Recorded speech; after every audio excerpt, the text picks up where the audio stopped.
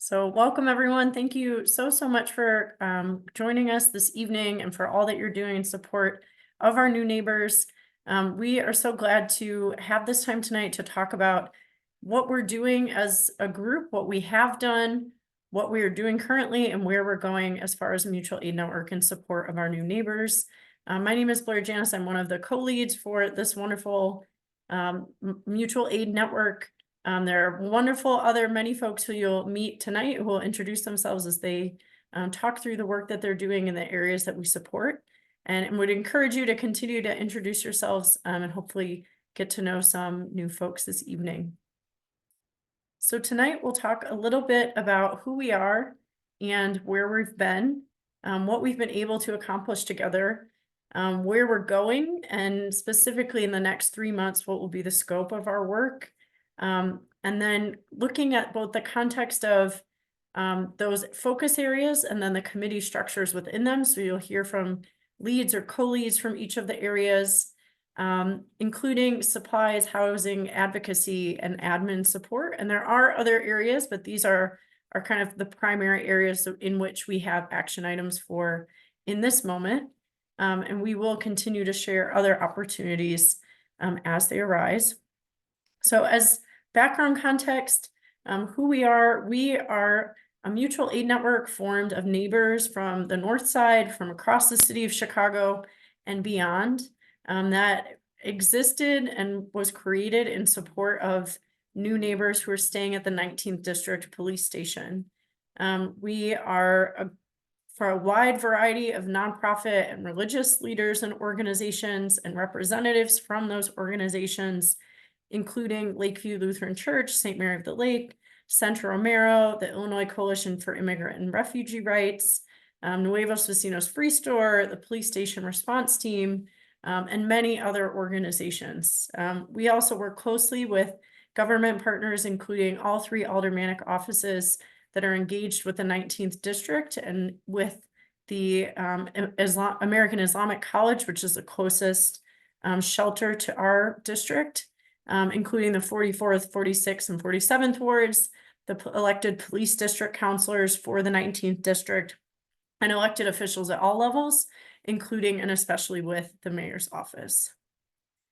And how we do what we do, and as this work has shifted, has only been done because of the incredible coalition of support of neighbors, nonprofits, mutual aid groups, churches, government partners, and more. And our primary focus throughout all of this work and as we move forward is with an absolute commitment to the respect and dignity of our new neighbors, and our top priority being on their well-being and safety, and of course, creating a welcoming environment for folks, regardless of where they are in this process.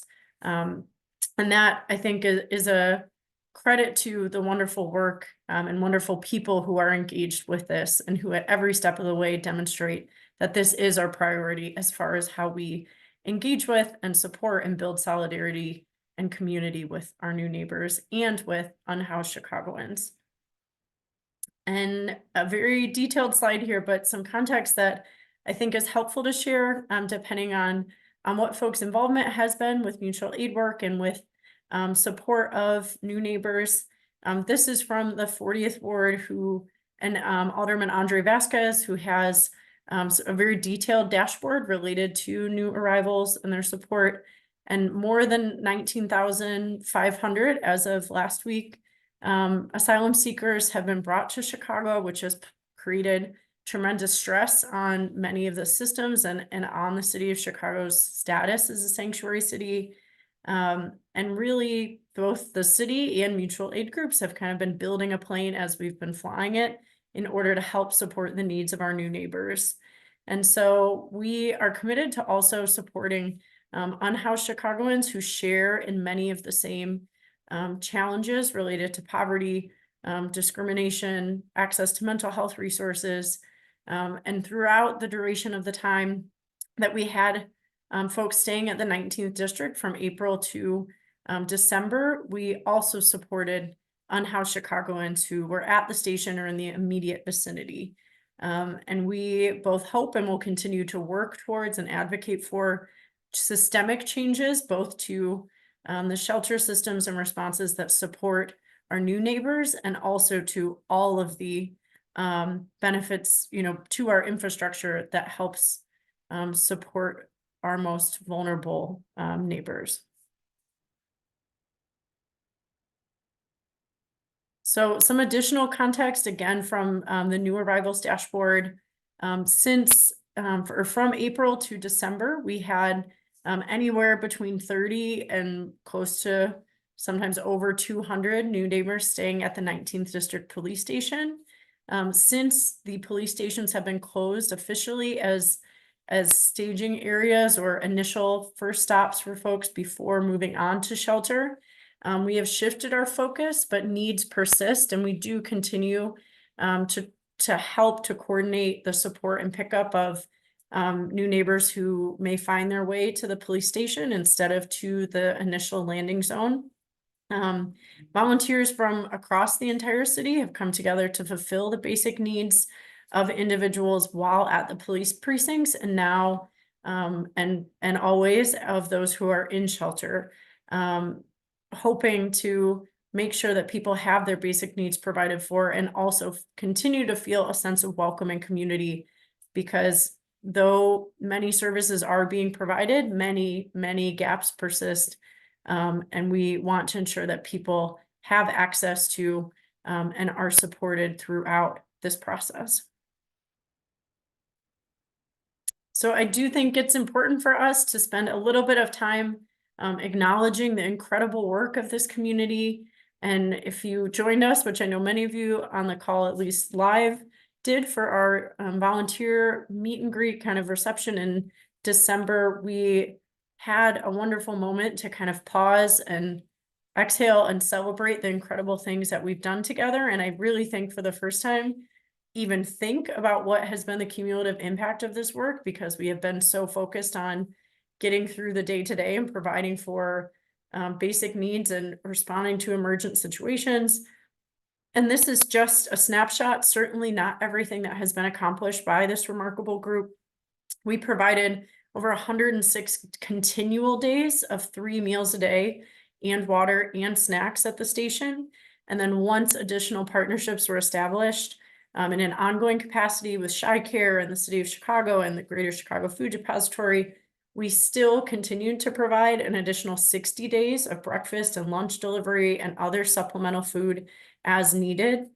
We supported very closely a coat drive with St. Mary of the Lake and Alderwoman Angela Clay's office that distributed more than 1,500 coats for AAC residents and for Nuevos Vecinos, or new neighbors, at the 19th precinct. An estimated 2,851 showers took place at St. Mary of the Lake, where over the course of 45 days, Nuevos Vecinos who are staying at the 19th Police Precinct could access showers, but also have time for hospitality and snacks for meeting their neighbors, and including in that also some legal resource and supply support that happened during that time. An estimated more than 250 welcome kits distributed, and this number continues to grow every single day and is probably outdated even already. We supported the permanent housing and stabilization of 24 individuals, 7 families, and for 18 of those 24 individuals who were eligible for work permits, were able to get that support in an expedited fashion to be helping to sustain themselves and get work.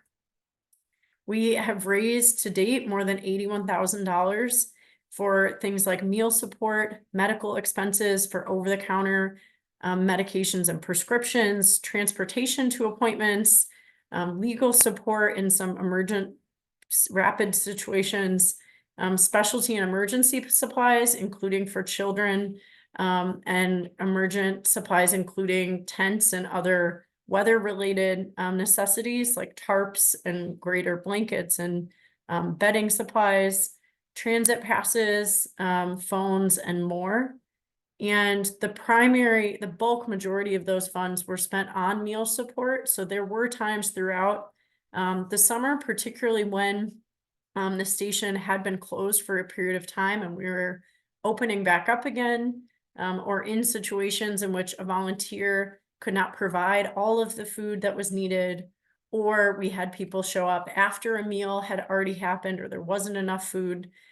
So the vast majority, nearly 75, 80% of the funds that we have spent of the money we've raised have gone directly to making sure that people were fed, and also had support. The second largest expense was then for medical expenses that were not covered or provided for. We also ran a free store for nearly 3 months at LakeView Lutheran Church that provided supplies to folks who were staying both at the 19th precinct and people who had gone to shelter and returned for supply support, and engaged in advocacy efforts with the police station response team to advocate and demand better conditions within shelters, more transparency and accountability, more engagement with mutual aid and coordination, to have a better experience for our new neighbors. And with Bring Chicago Home, which we'll talk about in a bit, but has been focused on the kind of systemic response and change in support of affordable housing. And again, this is a snapshot and does not capture the hours and blood and sweat and tears and mileage put on people's cars and willingness to go above and beyond and do things that perhaps many of us had never done before. And I think is really just an incredible testament to the wonderful people that we have involved in the mutual aid network, and that we have in our communities. And so often the media coverage of anything related to asylum seekers, to new neighbors, to shelters, can be, I think, very difficult and have a very narrow scope, and often come with a lot of criticism as to what is happening, or maybe even questioning as to if what we should be doing as communities or as a city. And I think both what we have done in the 19th district and beyond across the entire city of Chicago is that mutual aid and volunteers have demonstrated that we will accept nothing less than the warm welcome of our new neighbors, and that every person has an inherent dignity that must be respected, and that when we see that is not the case, that we will be there, and we will at the same time call on the city and state and other agencies to step up in order to demand what is right for our new neighbors. And I think that is incredible and would not happen without every single person who has been a part in big and small ways with this work. So I'm going to turn it over to Emily to talk, Emily Sasser, to talk a little bit about our vision and mission for the next 3 months, and we'll go into focus areas about the primary areas in which we'll support new neighbors. And during each of those sections, please feel free to ask questions in the chat that co-leads can answer during that time, and we'll also have some time for questions at the end. Thanks, Blair, and thanks everyone on this call who has been a part of those accomplishments listed, and for those who are joining for the first time today. So as we were able to take a step back and reflect on the state of the asylum seekers and migrants and new neighbors who are coming to Chicago, after the immediate response for folks staying at District 19 was reduced. I will say we still do. So there was a family there yesterday who Blair sent pizza to, so it's never gone. But we recognized a few things. One is that, as you see, the first part of our mission here says for the next 3 months. We recognize that long-term planning is not something that we have the luxury to do. So keeping that in mind, our mission may continue to change. But I'll give folks a minute to read this to themselves, but it's really focusing on better sustainability of the things that people need, such as housing, the work authorization, public benefits, as well as meeting those immediate needs of warm clothing, medicine, etc. So we'll give folks a minute to read this, and then we'll provide a little bit more context about how we're going to do this work together. And then we'll let our wonderful committee leads share like the scope of what they're doing and how to get involved.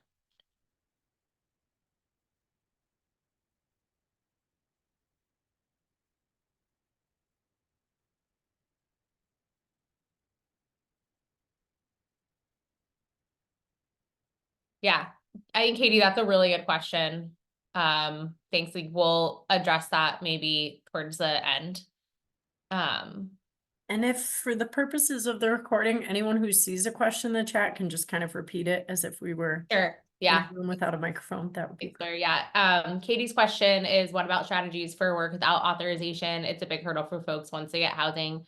I think you're absolutely right. Something that you'll see as a thread here is that we know that our mutual aid network and lots of other organizations have limited capacity, and we all want to do what makes the most sense for us in terms of like the people who are involved and what we can do. So all of the work you'll see presented here is a reflection of what our mutual aid network is made up of, and it can be more too. So, you know, whatever folks have the capacity to do, bring ideas, bring processes to how to do it, bring your time, bring other resources. You know, I don't think there's anything that falls out of scope forever, but we also recognize that we need, in order to be effective, we do need to focus on specific scope right now. So I think, Katie, it's very much a yes, and we haven't developed a process specifically for that yet. All right, Blair, go ahead. So something that it was, at least Blair and I sat down and looked at was like, okay, well, how do we want to organize ourselves? And we thought about the steps in the journey that people take in their first, you know, could be 60 days, 90 days, and like, how can we continue to support? And so we thought about different parts of the journey. Folks immediately arriving at the landing zone, hopefully then having a relatively easy shelter stay, ideally not being evicted unnecessarily, and being able to, you know, find stable housing, and think about how we can, you know, be a part of that sustainable action. And so you'll see different activities that our network is planning to carry out that are sort of based within different stages of a very high level of the general journey of folks arriving in Chicago.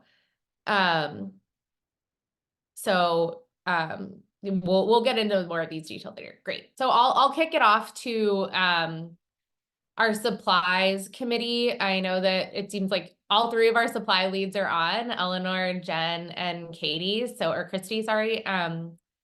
I will leave it to one of you to unmute yourselves and talk through the next two slides. And after those slides are done, answer any questions that people have. I think Christy's gonna kick it off, and then Eleanor's gonna take it over, and then if there's any details, I'll jump in. Perfect. Christy? Yeah. So I guess I'll just kind of give a background. We obviously started providing kind of the welcome kits and kind of emergent care or emergent supplies to the people at the police station. And then when that luckily closed down, we took a breath momentarily and moved locations from LakeView Lutheran Church to Broadway United Methodist, and immediately kind of started reaching out to other volunteers who had been in contact and supporting the residents at AIC shelter to kind of just fill kind of a gap, I guess we were kind of feeling of what we were doing at the police station. And in the meantime, we got that going. We also were driving carloads of things to the landing zone and supporting the free store Nuevos Vecinos. But we quickly, once we provided some items to our first couple of families at AIC shelter, as things to phone numbers quickly spread, and it became a bit to manage with various texts and phone calls and things coming in from various sources. So luckily we have a data expert on our team who quickly, let me back it up a little bit. For the timeline of supporting kind of residents of AIC, that started probably the last week of December. And gosh, I don't even know if it was by the second week, I think, of January, if not sooner. Eleanor, who will come on next with some fun data to present. She had our intake form designed and up and running, feeding into kind of a central database where we are much more able to spend our time and energy kind of fulfilling orders and getting the things to the people that need them, instead of searching through texts and various other methods of communications and trying to figure out who was asking for what. I think that is all I have as far as kind of how we transition from the police station to where we are now. So I will let Eleanor speak to how things are going. Yeah, so, oh, am I unmuted? Oh, I am, okay. Hear you. So I'm Eleanor. So like Christy said, we really needed to streamline how people were requesting things and be able to know if people had already requested stuff, already had requests fulfilled, like what their status was, and needed to not have 900 WhatsApp chats from different people going on at the same time. So our forum, we launched it on Monday evening on the 15th of January. So it's been about 8 days. We have received 177 submissions. Now that includes some duplicates, it includes some people who are in housing and some people who are not in, who are other non-AIC shelters, but it is mostly AIC shelter residents. So we've just been going down the list. We've got a pretty big backlog still, but we have made about 225 kits, which we have distributed to 59 families. Every time we distribute a kit to a family, that's like a point of contact. Like we're talking to that person, we're handing them the kit. Often there's a conversation about something. Many times there are follow-up needs. The kits include the basics that you know about, but the form gives them the opportunity to ask for something specific. A lot of people these days are asking for medicine because their kids are sick or they're sick. We follow up with them about their symptoms, and we have a pharmacist on staff, Tammy, who helps us figure out what would best serve their situation and dosages and all that. Sometimes they need coats, shoes, blankets, towels, suitcases, strollers, or other items, and we try our best to meet their needs. You know, try and make them feel welcome, which I think is our main goal in all of this.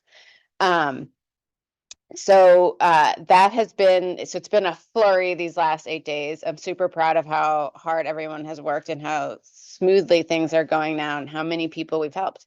I see that somebody liked my data nerd out on the number of kits. I was curious how our supplies were going, that were coming in with donations was going with respect to what goes out, so that you can see the little size breakdown of what people ask for there on the left if you're interested. In addition to all the anyone who needs to donate something, right, go into the chart and see. In addition to all the output that we've been talking about, a huge part of this project has also been the intake. So we've been receiving tons of stuff, a lot of amazing donations on a lot of people who didn't know how to use their trash can and so gave us their things instead. And we patiently sorted through it and got it where it needed to go. But that's been a huge effort, activating our networks to get the stuff that goes into kits and the additional items that are frequently requested, and often opening our own pocketbooks at Target or Amazon to get everything from medicines to backpacks to anything else that's in short supply. So yeah, it's been a whirlwind, but it's been fun. And if you'd like to volunteer to help us, we are at the churches. Those are the official shifts there on the screen, but we are frankly at UMC pretty much every day between 9 and usually 2, except for Sunday. We'd love to have you. Do you mind if I provide a little bit of context for why the AIC shelter needs are so great? Sure. Please. So I think so we had a really great call that Christy and Jen were on, and I'm not sure, Eleanor, were you on it as well? I was not. I couldn't make it. Yeah, that Blair set up with ICER, which someone helped me with the acronym. Not me. The Blair. Illinois Hey, Coalition for Immigrant and Refugee Yeah. Rights. Thank you. So Thank they are tasked, they have money from the state to basically organize nonprofits throughout the city of Chicago to partner with shelters and provide these great wraparound services. So I think one of the really great things about, you know, moving folks from police stations to shelters is that they now have caseworkers.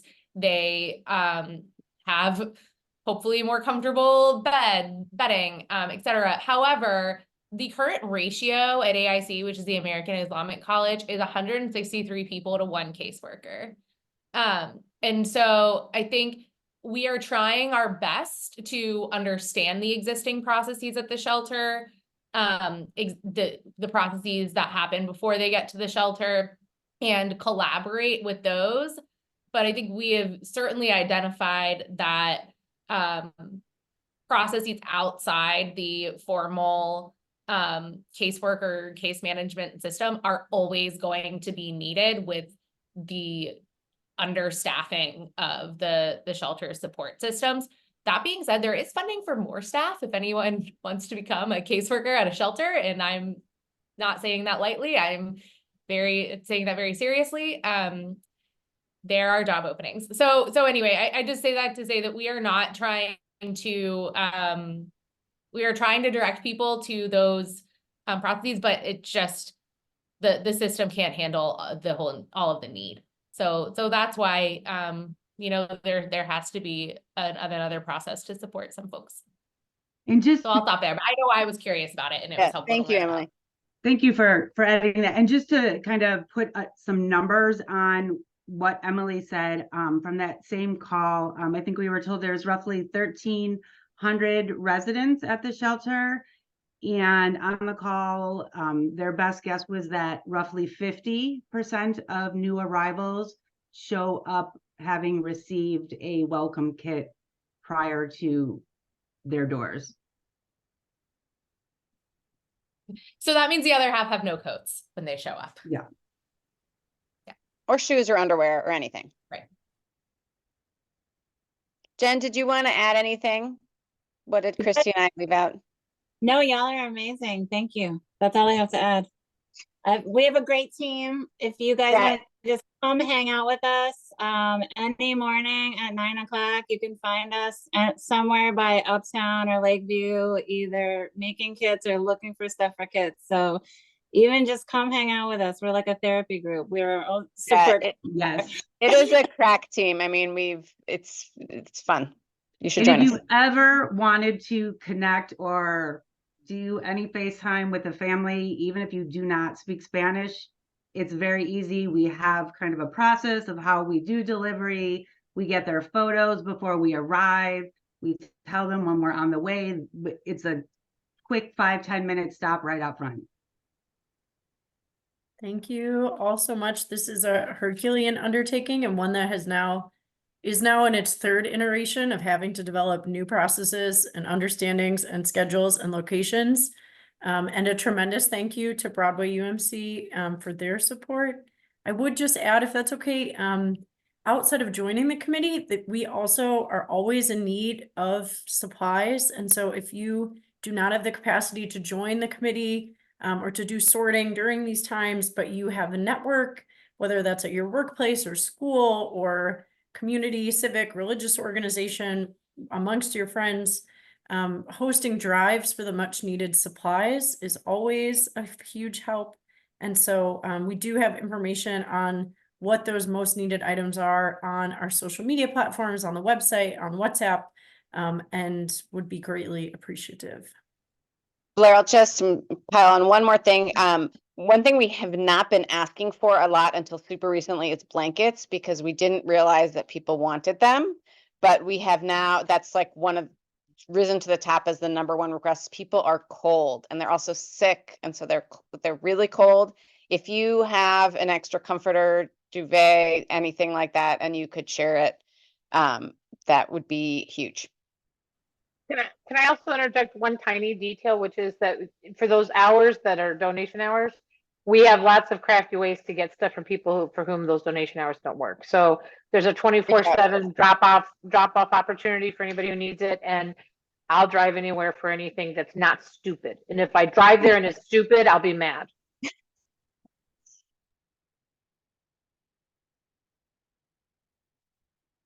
Awesome. I think we can, thank you so much to everyone. I think we can move on to our next committee. So I'll kick it off either to Tracy or Adam to talk a little about the housing committee. And let me know if you just want to jump to the next slide or if you want to talk to this one first. I'm happy to start, and then Adam, if you want to chime in as well. Hi, everybody. Hi.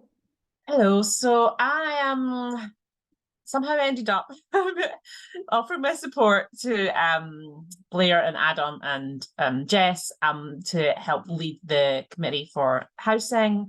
So the scope is try and get people out of those shelters, specifically our D19 families who have been through our station and the AIC residents and into permanent housing. And there's a number of strands to this in order to try and make that happen. So the first strand is that we're going to provide some rental vouchers of our own to very limited numbers, because clearly they cost a lot of money.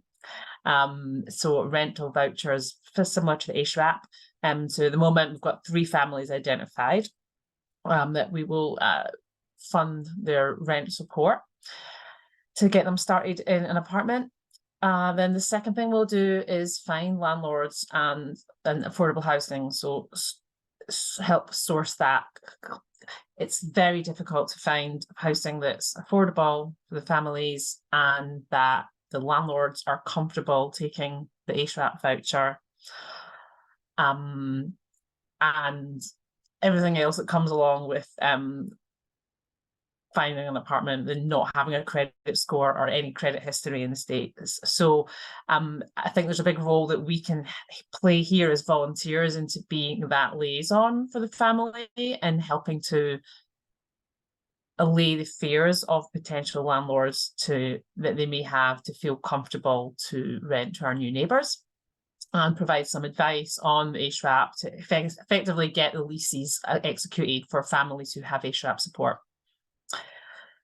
The third way that will help do this is what we're calling support transition, so welcome groups. So anybody who's familiar with Refugee Community Connection, RCC, we've been doing this for a while, is providing a welcome group. So our plan is to have a welcome group of 3 people, and they'll help support the transition into permanent housing, because it's quite, again, a lot of work and a big shock for families who are moving into an empty apartment and don't have that caseworker support at any length. You effectively, when you move out the shelter, you lose all that support from the caseworkers.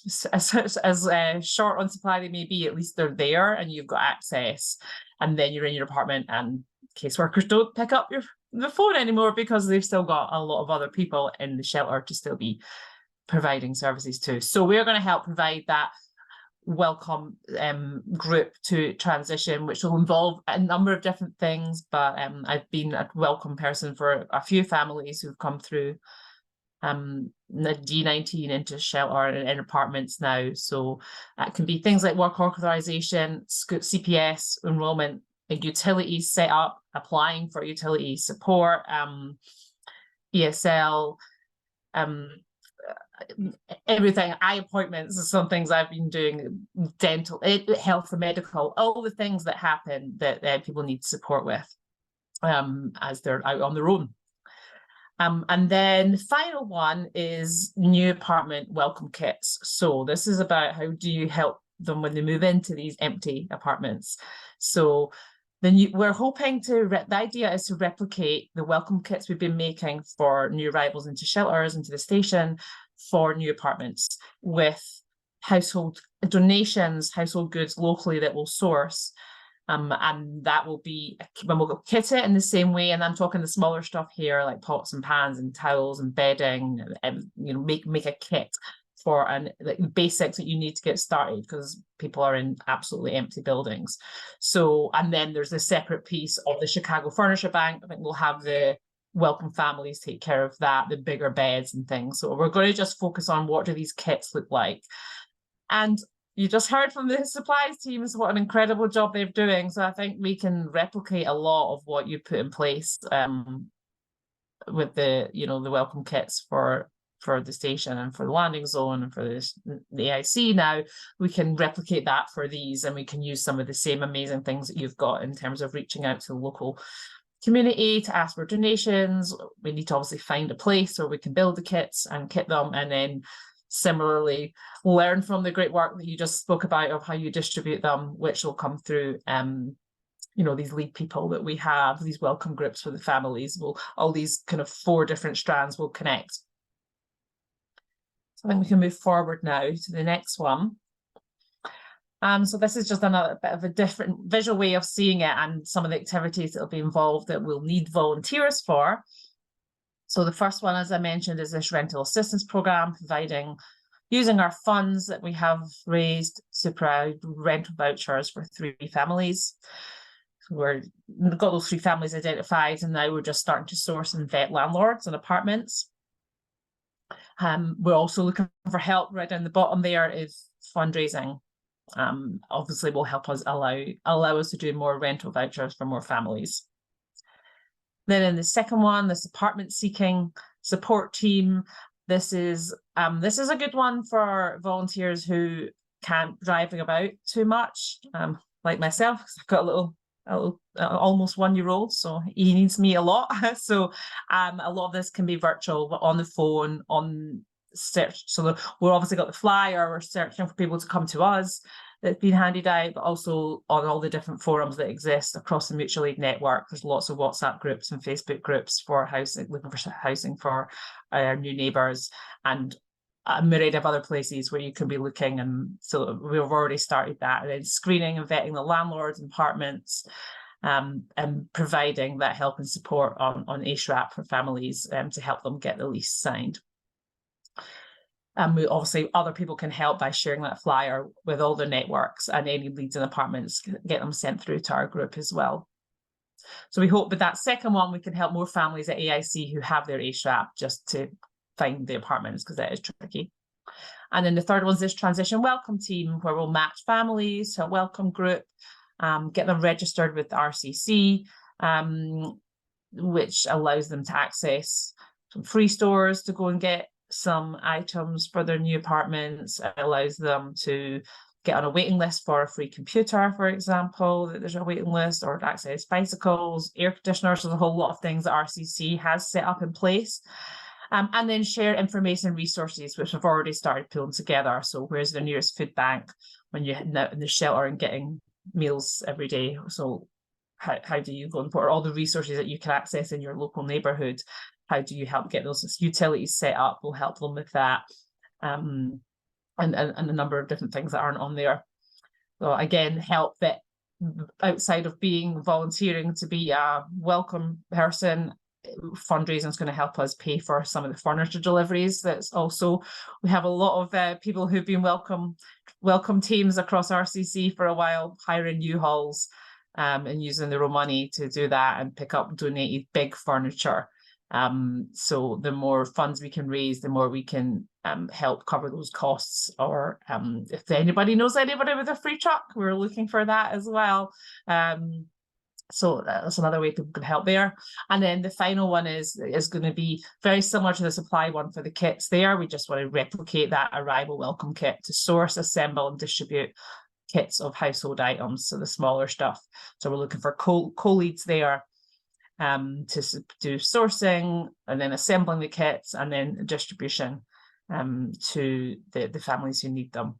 And through similar we've all been doing is through local community groups, drives, free cycle, Facebook groups, and there's a lot of people across our network that we all have. How can we reach out to them to ask for these items to be donated for our new neighbours? And help we need there, we're trying to find a community space where we can replicate what we're doing at the church with the new welcome kits. So that's the overall, and I'm happy to get any questions that anyone may have. I think we just got a question. Oh, it was a plug to put the library on the list. That's a really great recommendation, Yes. Judy. And I'm sure Tammy, as a mother of an almost 1-year-old, knows the value of the library.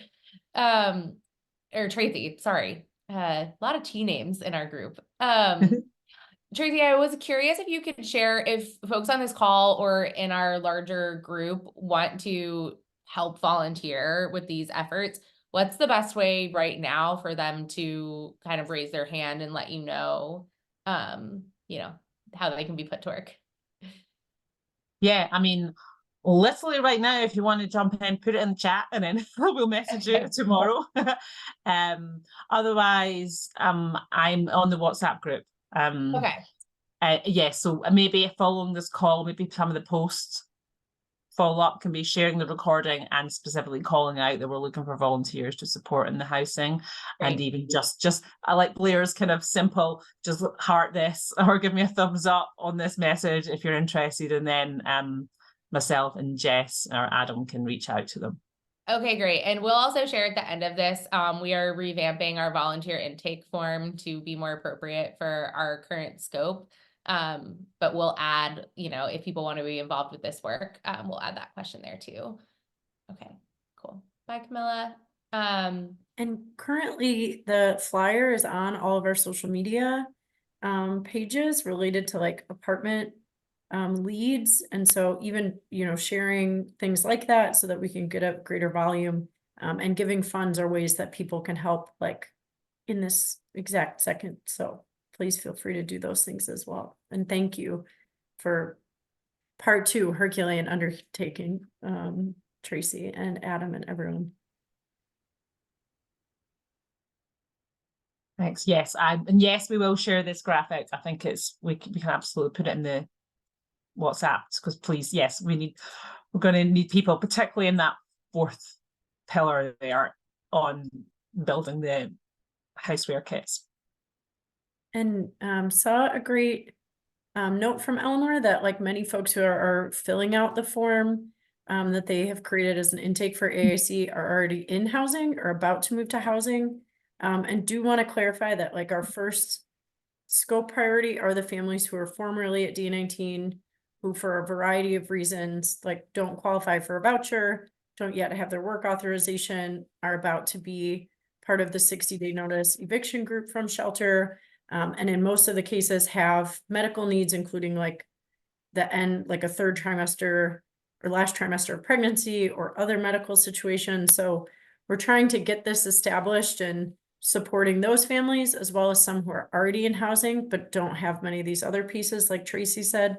And then the hope will be that we can expand those efforts from there. And is that accurate, Tracy, to your perspective too? Yes. So we want to go through that full process with those 3 families, but also set ourselves up to then be able to help as many families as we can. For example, with the kits, once we can start getting the kits ready. For intake, for when we get to that point, I will create our own intake form. I do think it should be separate because there's some different questions we need to know. And so at that point, Eleanor, I think then we could pull them over, but obviously at the moment I've nothing to give them as we really need to get the co-leads on this apartment furnishing team in place. And then I'm going to work on the intake form, asking them questions in terms of people who want support from any of those. There'll be questions for each of these kind of 3 separate areas about, are they looking for an apartment, or do they have an apartment? have you, no, okay, we can give you, offer you help. So basically we'll have a kind of a tree, you know, the decision tree of, do you have an appointment already? No. Would you like help getting one? Yes or no. So we can ask those type of questions so we can really assess the needs.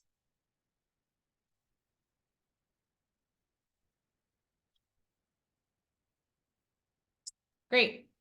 Okay. So Blair, do you want to take the advocacy, Jenny? I'm happy to speak to Sure. some of it, but not sure who wants to lead this one. Great. Absolutely. Yeah, I'm happy to share. And Jenny, please also chime in. So a primary focus and really one of the most urgent as far as upcoming opportunities that we've been engaged with related to advocacy is related to affordable housing here in Chicago. We have always and will always encourage anyone who wants to see changes to the conditions and systems in which we're working in to be calling their elected officials at all levels and advocating, asking for, demanding immigration reform, greater supports in all public benefits that impact our Nuevos Vecinos, but also unhoused Chicagoans and other historically marginalized and vulnerable communities. And we recognize what our most urgent and meaningful opportunities are. And again, within the scope of this group, things that are connected to the work we do and also have tremendous momentum behind them and really need public support and political will to get done. And currently we have the political will from the mayor's office, from city council passing a resolution to bring Chicago Home onto our ballot, which was passed with the support of two of the aldermanic partners that we work with, Angela Clay and Matt Martin. It was not supported by Bennett Lawson, who is the alderperson for the 44th ward, where the 19th precinct is actually geographically located. So I will say the importance of knowing who those elected officials are is important, and would encourage folks always as part of this work to be calling and writing and reaching out to them, understanding their perspectives and making demands and making your voice heard as their constituents as to how Nuevos Vecinos and unhoused Chicagoans need support. So Bring Chicago Home is an upcoming initiative that will be on our March 19th ballot. And historically off cycle, non-presidential, non-Senate elections, things like that have extremely low voter turnout already. So please mark the 19th on your calendar. Make sure that you know where your polling place is. Make sure that your friends and family know, because this is one of the biggest chances that as a coalition, including, Chicago Coalition for the Homeless, all types of organizations working with folks seeking shelter who are experienced transient homelessness, who work with children. There are nearly 20,000 children who experience homelessness just within the Chicago public school system. There are nearly 60,000 unhoused individuals within Chicago, which constitutes its own ward. Like, that's as big as any of our aldermanic wards, who often do not have the resources and tools and opportunities to even advocate for and participate in these processes themselves. And so this is a tremendous opportunity. It is extremely popular also among likely voters, but that doesn't mean that it's going to pass for both the reasons we discussed, and because there is extreme opposition and funding and support by those who want to hold on to the extreme level of resources that they already have, including real estate developers, primarily building associations. And what would happen with Bring Chicago Home, if you're not familiar, I would really encourage you to go to their website. They have a tremendous amount of information, but as a snapshot, it would increase the one-time real estate transfer tax on properties when they're sold, which would create a dedicated and substantial funding revenue source for permanent affordable housing. And it would generate enough money to permanently house 15,000 people annually. And so as we think about the tremendous intersection of the work that we do with Nuevos Vecinos and on how Chicagoans and people who experience transient homelessness, and there are tremendous overlap in these populations. And as we're finding, as we even have funds to spend or people have vouchers, that there still is extreme difficulty in even finding affordable housing units. And so actually for 93% of Chicagoans, your real estate transfer tax would decrease, and this will only impact properties of $1 million and $1.5 million or more. And so we're talking about less than 7% of all properties across the city. And the vast majority, as I mentioned, of folks, the transfer tax would go down. Even for those who this would increase, it would be a one-time increase, and the frequency at which someone buys and sells a property is very limited relative to doing something like increasing property taxes. And so it is a tremendously important initiative, and we have worked closely with a variety of organizations, and Bring Chicago Home has great opportunities to be involved, whether that's phone banking, so something you can do from the comfort of your own home, canvassing, which includes door knocking and talking to neighbors within your community and across the city about what Bring Chicago Home is and how they can support it, and including talking to your own networks. So what we call primarily, relational organizing, that people are more likely to engage and do things if someone that they know and have a close personal relationship with is the one making that ask and giving them information. And so ask that you encourage the people within your communities to learn more about this. And it will ultimately, of course, have an impact on the Nuevos Vecinos that we support. But as I think we have seen, and many others who have been involved in this work, is the decades of disinvestment in things like mental health services and shelter support. And like the list can go on and on. Relative to the many barriers that people experiencing homelessness face. And we are seeing the same impact of understaffing and under-resourced for our Nuevos Vecinos. And I think, there's a great, Emily put the website, bringchicagohome.org in the chat, the one-pager that has more information. And they will do some great training, brief training with you, so you feel prepared if you've never phone banked or canvassed before, so that won't be a new experience for too long. And it is a great way to get to know your neighbors and even to make connections that ultimately, may lead to support of this work as well. Jenny, do you want to add anything additional to that?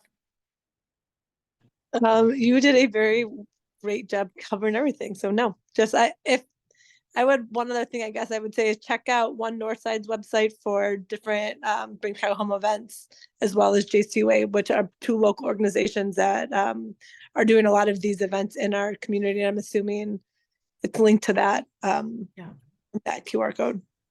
Yes, definitely. And they also accept monetary donations because it does cost money to do things like print literature and host trainings and get people out into the community. So that is another way to support as well.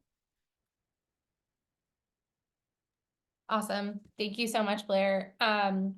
So I recognize that we only have a few minutes left. We focused on the 3 primary activities that our group will be doing. However, as I mentioned at the top, like this, the work we do is a fabric of our network and our members. And so there are lots of other things. As people identify needs, they raise their hand and say, hey, I want to help with this. And either they can bring the capacity to do that themselves, or they can meet someone who can support them. And so you'll also see work providing wraparound services, as Tracy mentioned, for folks that we connect housing, but also clinics throughout the city we can volunteer at, when people apply to get work authorization, asylum, etc. Jess Wool, who I know a lot of you interacted with as our ever hardworking meal committee lead, providing food to folks at District 19 is still doing some of that work, creating resources for this group to connect with organizations on the north side of Chicago, doing really great work for food security, not just for Nuevos Vecinos, but for all people who are food insecure. And we'll be sharing that soon. And then, as we saw in the chat, someone on this call, I believe it's Tammy Forceline, hopefully I got your name correct, is supporting English learning classes. Tammy, if you want to do a pitch to the group now, I think we have like a minute since you're on. We'd love to hear more about what the top needs are there and how folks can get involved with you. Great, sure, thank you. Thank you so much, and thanks everyone for all your work. We need some people at the Menarda, which is the group of 38 people living above the free store up on Lawrence and Sheridan. A friend of mine and I, who are both ESL teachers, we just retired, are working with two groups on 2 days a week. But we could really use someone, even if you don't, you haven't taught before, just like conversation partners. You don't even really need to speak Spanish. If my Spanish is not good, but you need just to know how to simplify language. So that's one option. If someone wants to contact me, I'm on the WhatsApp group. Please do that. Also, the city is working through Literacy Chicago to set up English ESL classes at libraries around the area, and the other resource would be the Chinese mutual aid, which is not just for Chinese speakers. It's in Uptown, so it serves 50 plus different languages. So they have one-on-one tutors there. If you want to hook people up with them to, if you want to work there yourself or hook any of your newcomers up with them, that is also a way to link people up together. Just let me know. Just shoot me an email if you want to help out, and I can give you some options. It's also good if you'd like to work with a group. It's always nice to have another person with you in case you're just so the two of you can work together. It's just more fun. Well, thank you so much, Tammy. I think there is also a WhatsApp group for ESL that maybe hasn't been used, and so maybe we can work together to activate that as a chat for people who might want to volunteer together and share those resources. Thank you. Okay, we'll try to get through these next slides quickly, but also do justice to them. So in order to support all of this, I'll call it frontline work that we've been talking about, we always need support kind of with our administrative functions that are just as important. Some of you may have noticed our website is not super up to date. Our marketing team, though, is doing absolute gangbusters. I want to maybe just invite Kelly to wave because we're over time. But they are a really wonderful leader, creative graphics person. We have heard from all of the aldermanic staff that our Instagram page is something that any local campaign official would be envious of. So we're really grateful to that whole team. If you're looking for other stuff to help out with from home, just kind of keeping us organized, doing WhatsApp housekeeping so people don't remain kicked out of groups, making sure just all of that stuff is kind of up to date. And then keeping track of our email. If you or, I don't know, I know this is always the slide that my husband is like, oh, I can do that. So if you or anyone you know kind of wants to help behind the scenes to make all of the people who spoke, to make their lives a little easier, I am kind of the person managing those folks. So find me or I'll find you. As I like to say, we have an email list or volunteer database over 350 people, and I'm not shy. Okay, I think Blair, do you want to we want to stay transparent about our budget, so we will share these slides. But Blair, quickly, if you want to give a budget update. I just had a 30-second thing to say Please, about Polly, yes, please. I always want to post more, just sometimes I don't know what's going on and I don't know what to say.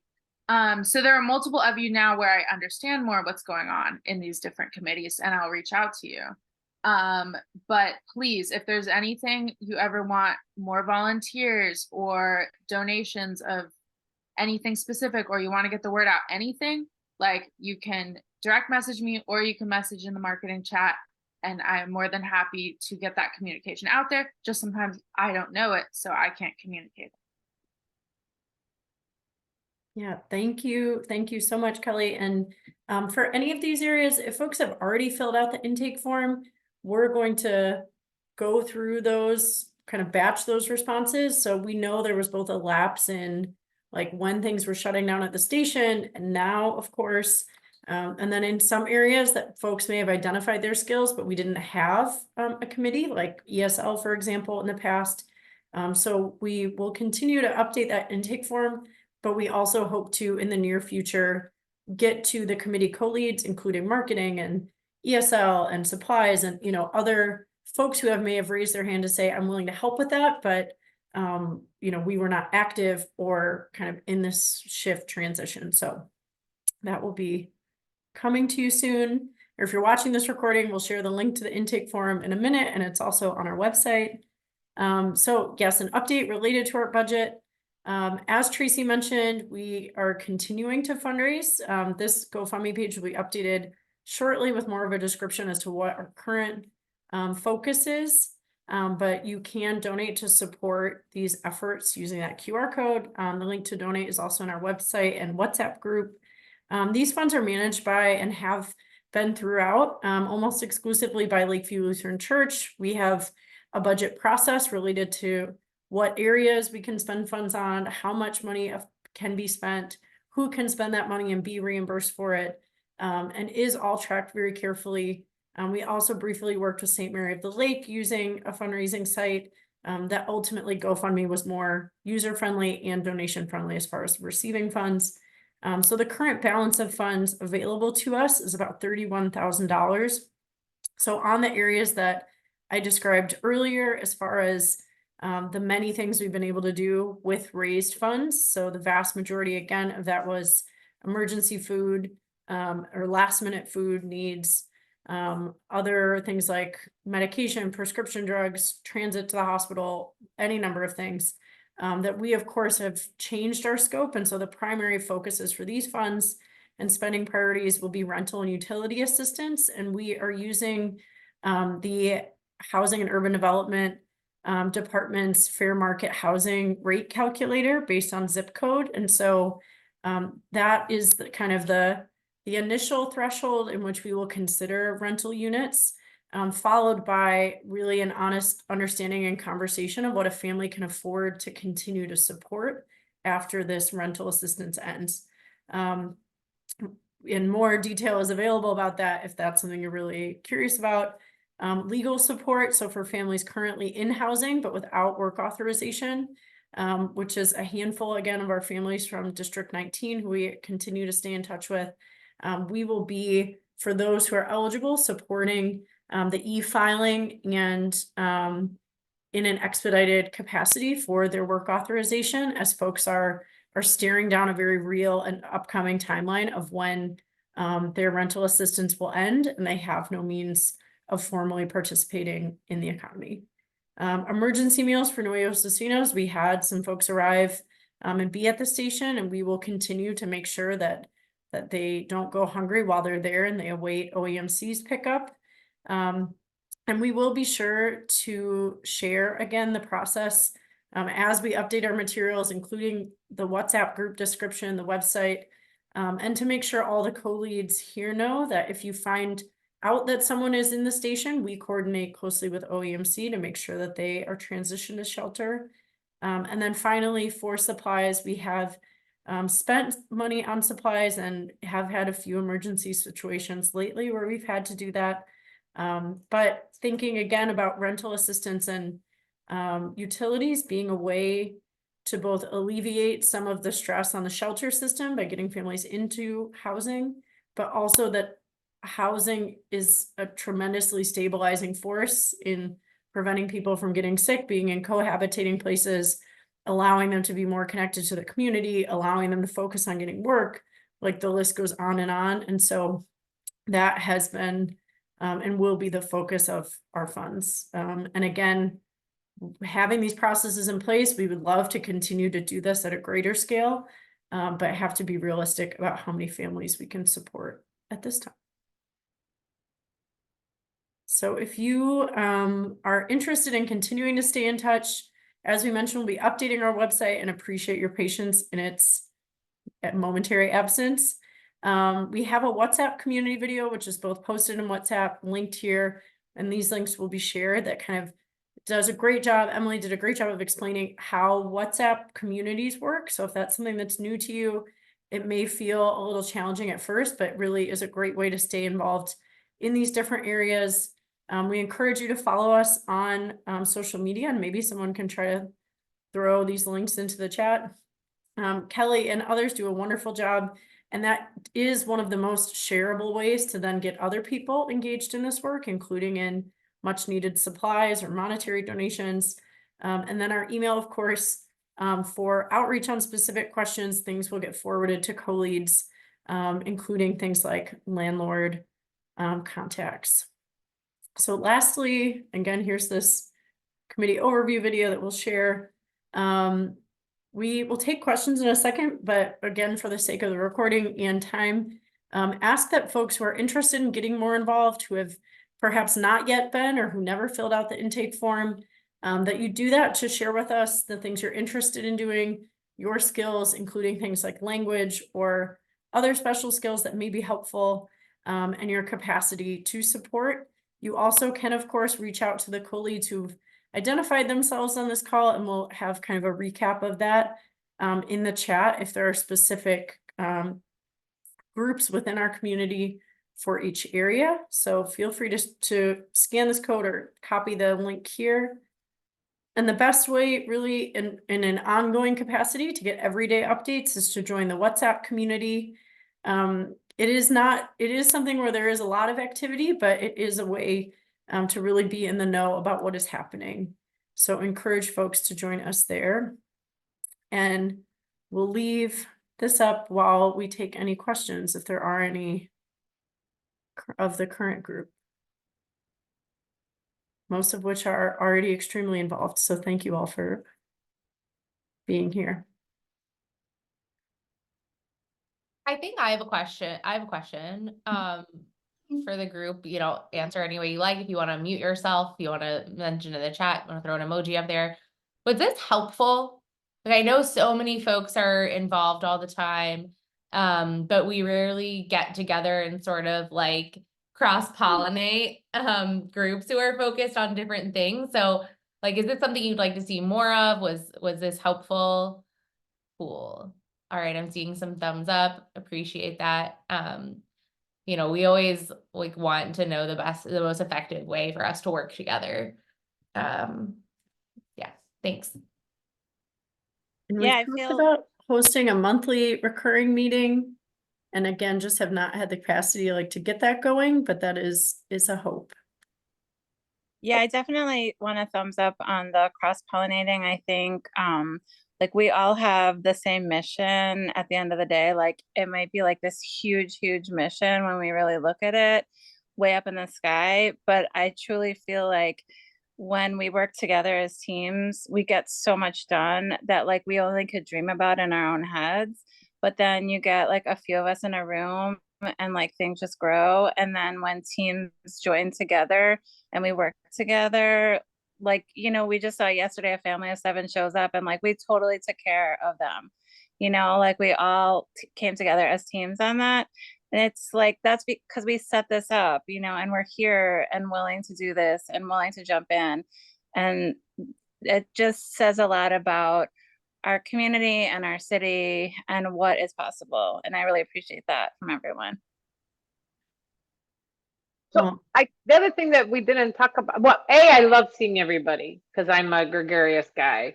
And I think everyone's too tired and overextended to make time to be together, but also being together makes us all feel better about all the things. So it's a tricky problem, right? But I also, one thing we haven't talked about, and I don't want to make it add on, but I want us to think about, I think Jen has mentioned, Jen has been working, well, all of you guys, but from our little perspective at the church, really thinking about how do we connect the dots to how the city claims things are working through their contractors at the shelter versus what we're seeing. And just as you guys have tenaciously made those connections to the caseworkers there and the CBOs there and stuff. And I personally think just that has probably improved things. Just asking those questions and making those people be on that call with you guys last week, I think probably had a qualitative effect on how the thing works that's supposed to work. My question to us, and I'm not proposing it because I can't do it, but I'm wondering is at some point is a thing we've got that's worth thinking about. How do we help share that idea, those kind of learnings and some of these process learnings around some of the other shelters? Because I think the north side seems to be kind of doing well on this stuff. And I think there's a lot of unmet need at the west side and south side shelters. Yeah, and thank you so much for that, Katie, and would echo 100% everything you said about asking questions and accountability and who's engaged, and if there are 4 CBOs, how are things still falling through the cracks, or what are the processes that we need to be aware of so that we can encourage folks to those routes and to advocate for themselves, but then also what happens when they do those things and still don't have their needs met. I will say that the police station response team has continued to remain very active. So just as we are, all the networks, all the organizations kind of set up to support each police station have continued to evolve. And there are continual briefings and meetings with the mayor's office and with mutual aid leaders from across those organizations. And so others are definitely doing similar things of asking and demanding and suggesting changes to processes, having direct action in some cases related to, things that are happening currently, who is allowed to submit and for a request for, an RFP for shelter support or food, or being in communication about the things that we're hearing from folks as we continue to stay engaged. And there is also, and something for anyone who is working with and communicating with folks who are in shelter, there is an official grievance form, and there has been a lot of requests on behalf of DFSS for those of us who are in communication with folks to route them to that form, because they are overseeing all of the city-run shelters and really encouraging folks to advocate for themselves. So it's not to be filled out by us as volunteers, and it can be anonymous if someone feels uncomfortable. But if they are not anonymous, then someone can actually follow up on those requests.